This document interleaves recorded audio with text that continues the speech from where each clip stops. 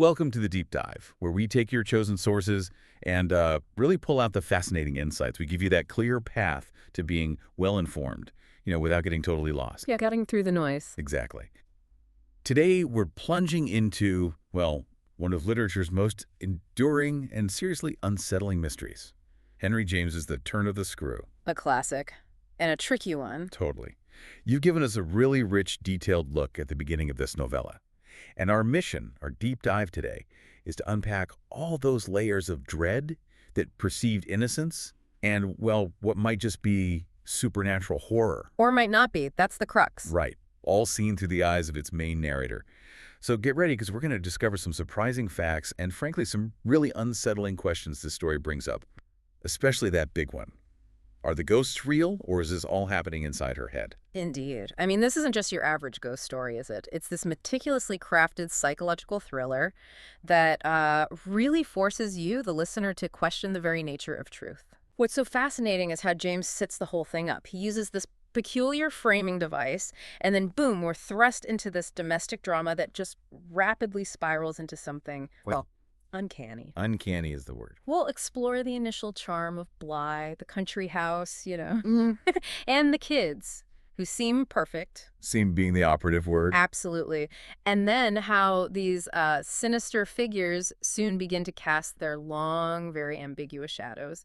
We'll connect this back to the governess's perception, her viewpoint, and that unsettling ambiguity that just hangs over everything. It really challenges you to decide for yourself what's going on. Okay, so let's dive into the origins of this story, because the setup itself is just masterful in building that sense of dread. It really is. So kicks off on Christmas Eve. You've got this group gathered around a fire in an old house telling ghost stories. Standard spooky stuff. Right. Setting the mood. And someone mentions a story they heard before, where an apparition actually fell on a child. The little boy wakes his mother up, terrified, and then she sees the same thing. Ooh, creepy and specific. Exactly. And it's that detail that prompts Douglas, who's our main storyteller within the frame, to hint at his own story. He says it's beyond everything. Nothing at all that I know touches it for general uncanny ugliness and horror and pain. Strong words. Very strong. And that framing, as you say, it's key. It immediately adds this layer of unreliability, doesn't it? How so?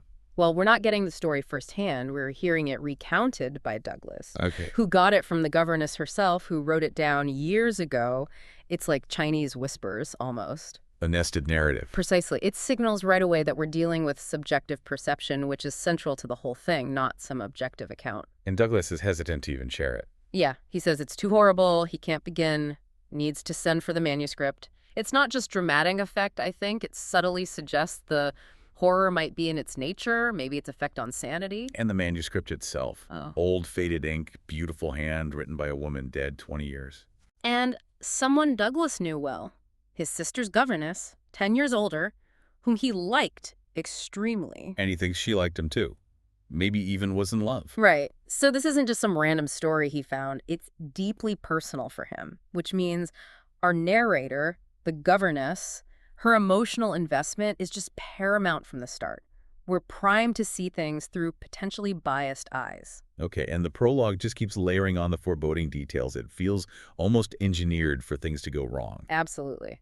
Tell us about the governess herself. Right, so she's young, only 20, from a poor country parson family. This is her very first job, her first service after answering an ad. Inexperienced, vulnerable maybe. Seems like it. And her employer, he's this gentleman, a bachelor in the prime of life. Sounds charming, handsome, bold, pleasant, kind, but maybe a bit too offhand. He presents the job almost like he's doing her a favor. But then comes the big condition, his main condition. A crucial one. She should never trouble him, but never, neither appeal nor complain, nor write about anything. Only meet all questions herself. Wow. Total isolation. Yeah, and she feels rewarded just by his gratitude for accepting this. For me, that immediately flags the employer as, well, kind of manipulative. Definitely detached, at the very least. Yet it makes the governess seem incredibly vulnerable, maybe desperate to please. Precisely. That main condition isn't just some rich guy quirk. It cuts her off completely. It sets her up to handle whatever happens next, potentially immense psychological pressure, all alone. And who is she looking after? So this gentleman, the bachelor uncle, he's the guardian for his young nephew and niece, Miles and Flora. Their parents died, their father, his brother, died in India. Okay. Orphans. Yes. And he sends them off to Bly, this old family estate out in Essex, far away from him in London. Convenient for him. Very.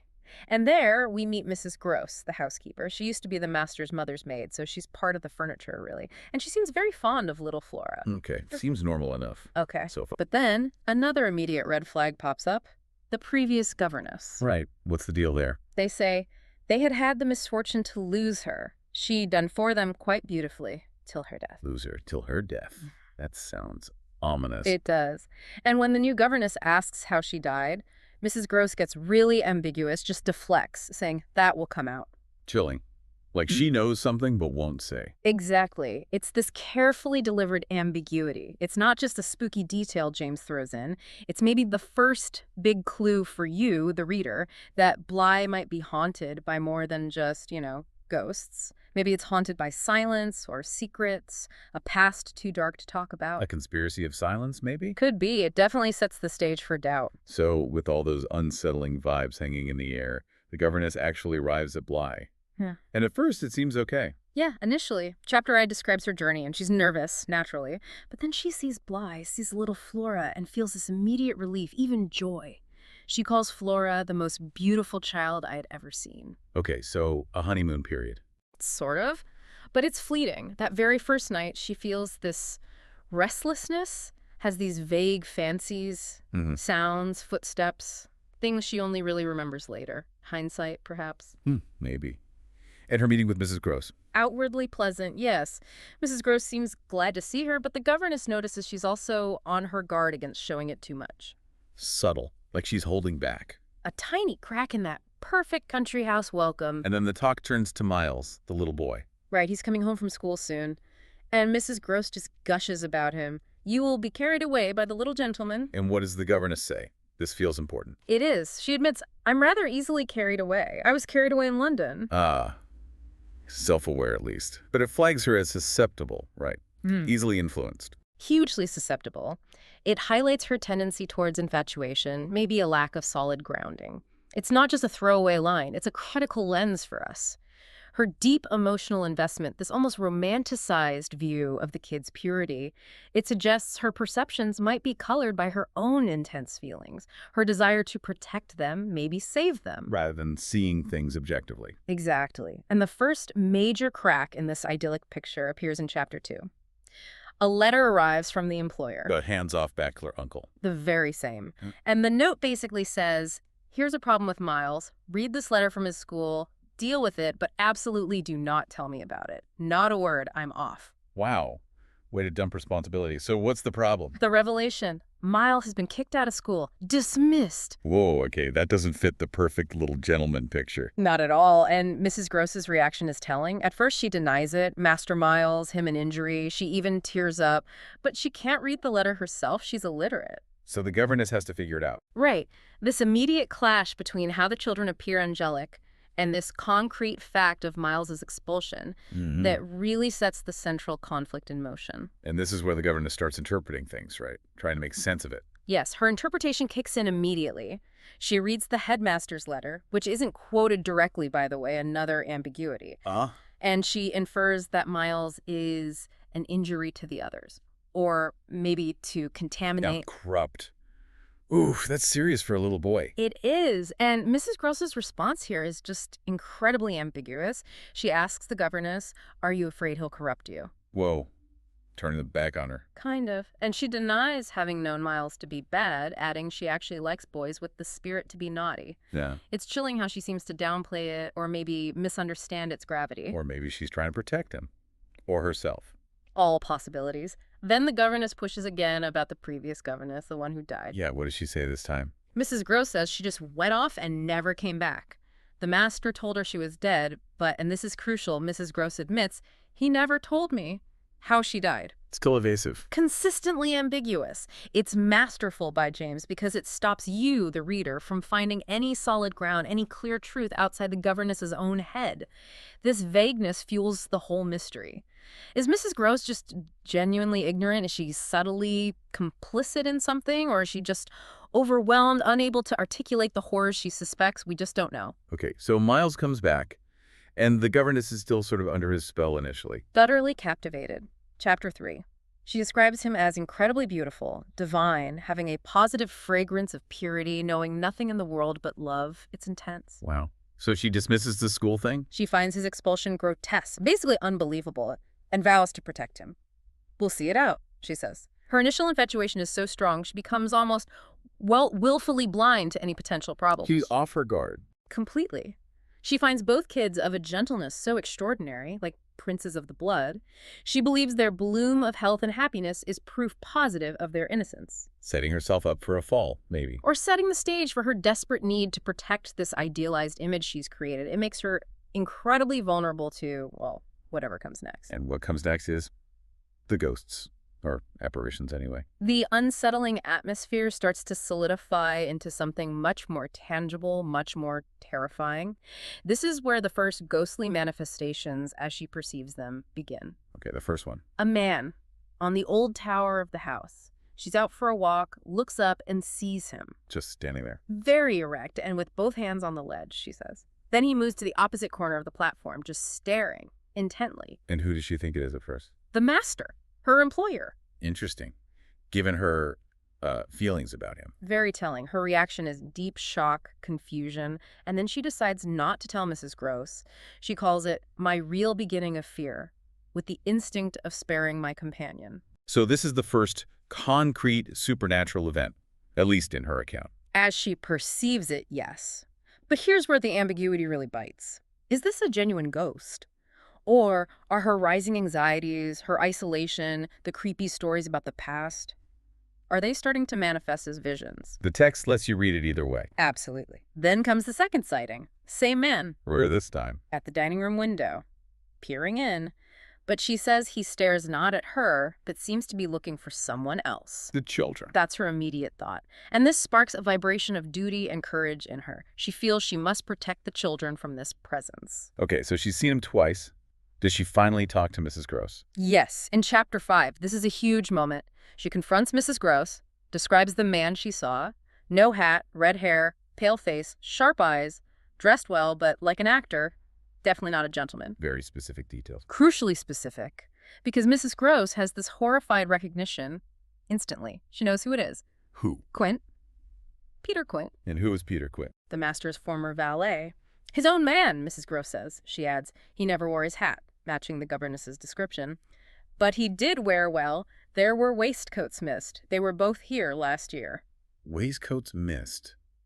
That sounds weirdly intimate. It's such a mundane detail, isn't it? But so chilling. It hints at a level of familiarity, maybe an illicit closeness, that went beyond just being the master's valet. But wait, Quint is?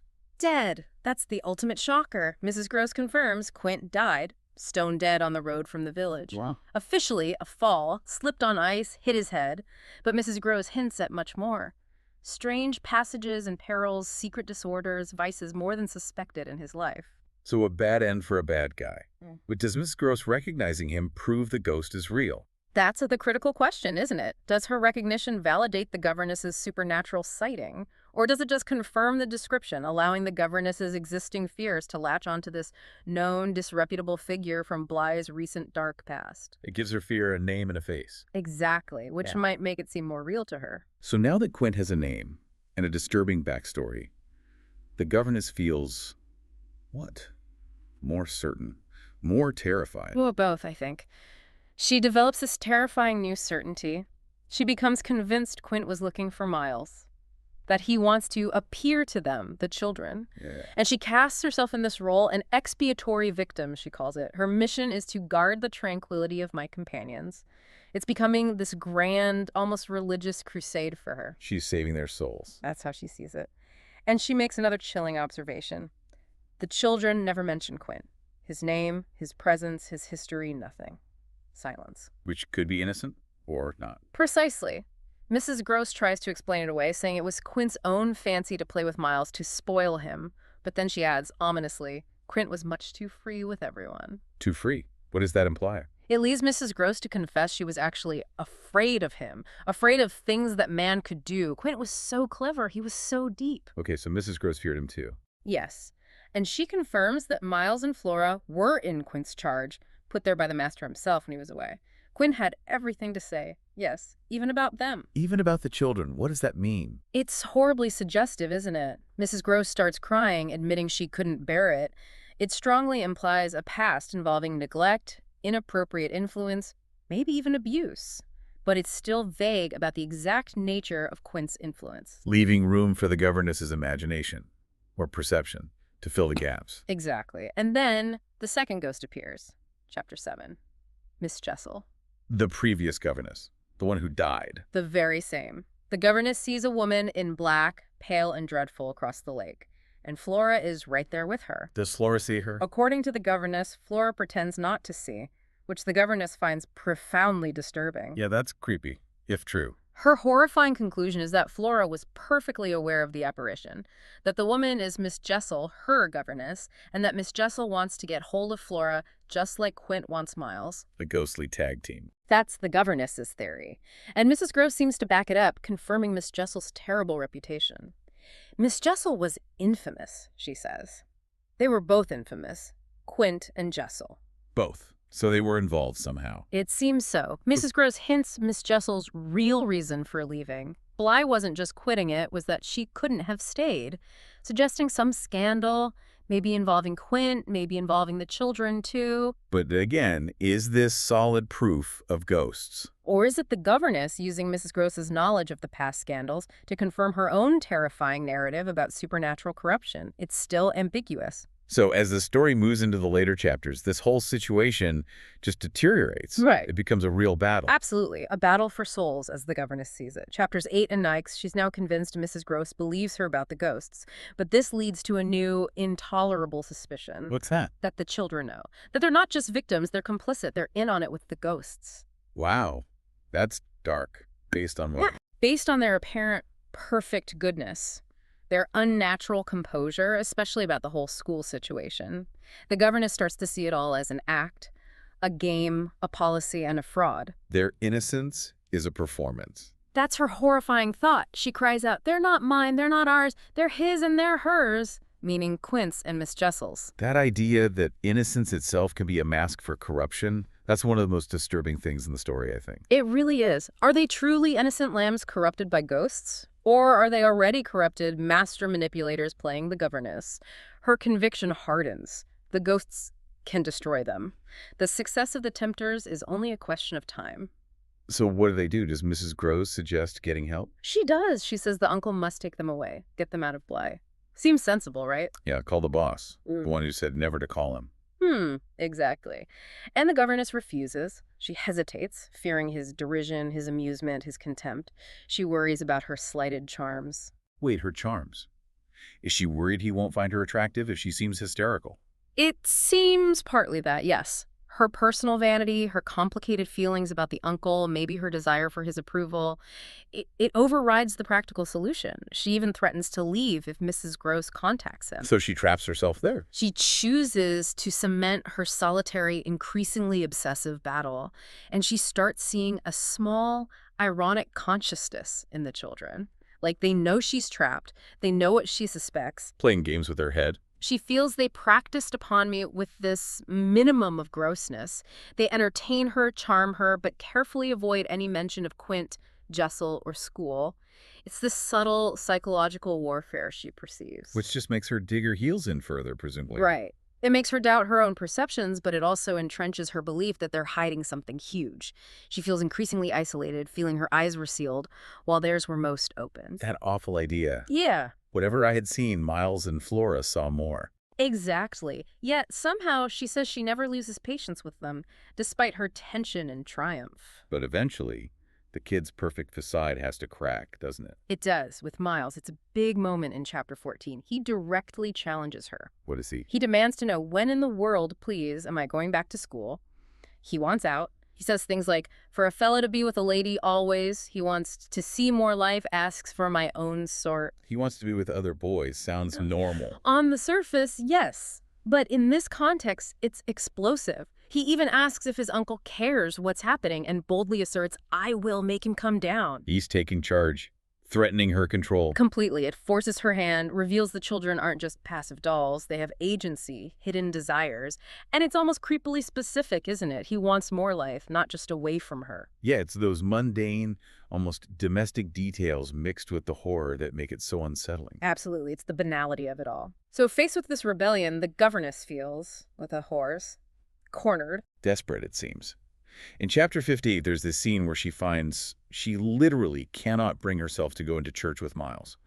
The pressure's too much. She actually considers just running away, fleeing Bly altogether. But she doesn't. No, because she sees Miss Jessel again, in the schoolroom this time. She describes her as a dishonored and tragic figure, looking as if her right to sit at my table was as good as mine to sit at hers. Wow. Like an equal, a rival almost. Yeah, and that vision steals her resolve again.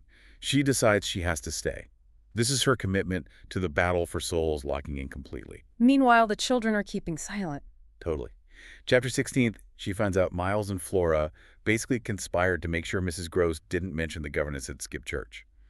Covering for her or managing her. Hard to say. And the governess tells Mrs. Gross this extraordinary thing. What? She says she came home for a talk with Miss Jessel. She talked to the ghost. That's what she claims. And that Miss Jessel suffers the torments of the lost, of the damned. And that's why, to share them, she wants Flora. Raising the stakes even higher. This is about damnation now. Exactly. And then comes what the governess sees as the ultimate proof of the children's corruption. Chapter 7. What happens? Mrs. Gross finally breaks down and reveals the horrors that Flora has been saying, specifically appalling language about the governess herself. Flora said bad things about her. Terrible things, apparently, though again, we don't hear the specifics. And in the midst of this, the governess admits her letter to the uncle, the one she wrote ages ago. Yeah. It never went. She never sent it. Or rather, Mrs. Gross figures it out. immediately. Yeah. She implies Miles took it.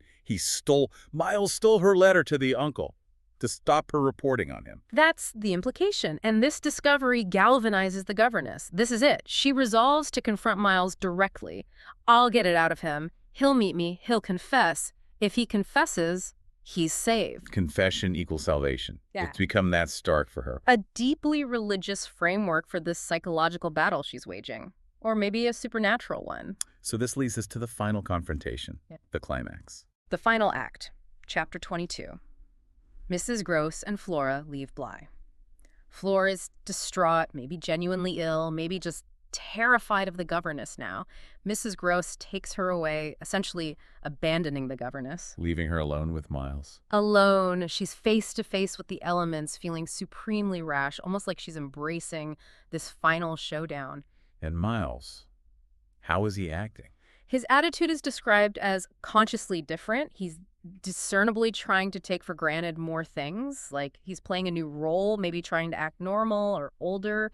He asks the governess if Flora is really very awfully ill and pointedly why she didn't get her off before, almost accusingly. Ooh, turning the tables a bit. And his detachment is so unsettling. He says, well, so we're alone, and then acknowledges we have the others, meaning the servants probably, but they don't much count, do they? Chilling.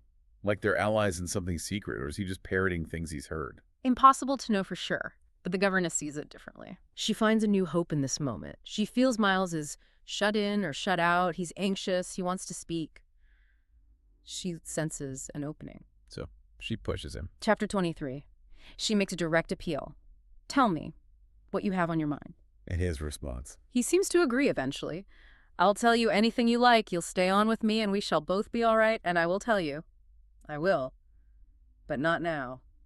He tries to delay, even tries to run off to Luke, one of the servants. Trying to escape the confession. Claiming to normalcy, maybe?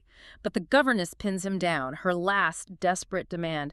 Tell me, if yesterday afternoon from the table in the hall, you took my letter. She goes right for the specific act. Coaching for that concrete confession. Exactly. And then the unbearable truth explodes in the final chapter, chapter 24.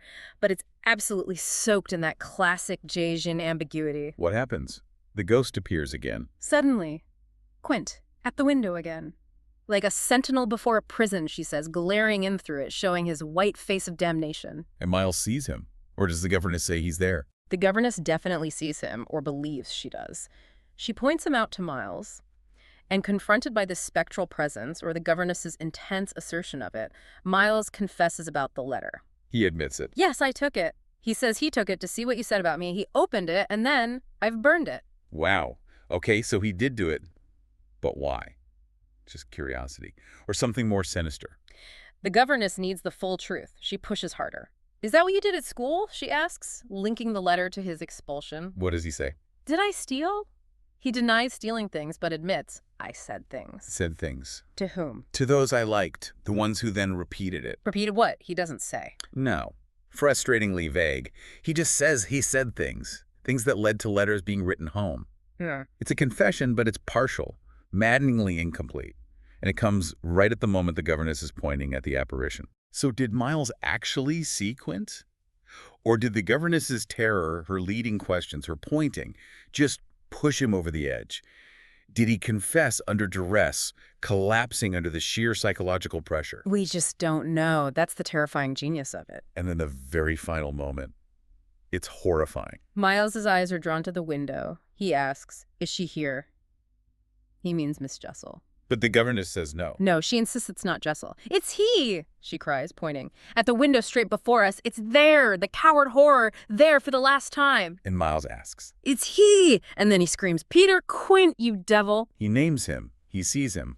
Or does he? Or is he just naming the focus of the governess's terror, the name she's been obsessing over? The governess sees this as her victory. She triumphantly declares to the apparition, he has lost you forever. Her battle is won. But the triumph is instantly, brutally undercut. Miles utters a cry, and then his little heart, dispossessed, had stopped. He dies. He dies, right there in her arms. Dispossessed of what? The ghost. His innocence. His life. That word, dispossessed, it hangs there. It's the ultimate expression of the story's ambiguity. Did the shock of actually seeing Quint kill him? Or was his heart maybe dispossessed of its childhood innocence? Or just unable to bear the governess's intense, suffocating pressure? Simply give out? Was she saving him or destroying him? Oh, man. Okay, let's try and unpack this. We've just journeyed through this deeply, deeply unsettling world of the turn of the screw. Yeah. It starts as this, seemingly charming escape to the country, but it just escalates into this profound battle or perceived battle for the souls of these two kids who look so innocent. And it ends with this truly devastating climax. And it really forces that core question back onto you, the listener. Was what happened at Bly a real supernatural horror, genuine ghosts corrupting children? Or was it this terrifying descent into the governess's own psychological breakdown? Were her desires, her fears, her obsessions manifesting as these apparitions? The source material, her manuscript, gives us such a clear look at events as she sees them. But like you said, the ambiguity never lets up. Never. Did Mrs. Gross really see anything or just react to the descriptions? Were the children perfectly innocent, perfectly evil, or just? Children under immense, strange pressure? It constantly challenges you to weigh the evidence, to consider alternatives. So yeah, it's not just a story about ghosts. It's a deep dive into how we perceive things, how subjective truth can be. And the corruptibility of innocence, maybe, or the terrifying power of obsession. The ending gives no easy answers at all. The real horror, perhaps, is left in that lingering doubt, that uncertainty. So what's the takeaway here? What does this mean for you listening? Well, maybe next time you encounter any story, really supernatural or not, or even just a challenging situation in your own life, think about the source. Whose perspective are you getting? Exactly. What hidden motivations might be there? What psychological states, what biases could be shaping the narrative you're receiving? The truth could be way more complex, much more unsettling than it first looks. Often it resides not in the clear facts, but in those nagging questions that stick with you afterwards. So keep that curiosity burning. Let yourself get carried away by the questions, like the governess, maybe, but maybe with a bit more skepticism, even if the answers stay just out of reach. Especially if they stay out of reach, that's often where the most interesting thinking happens.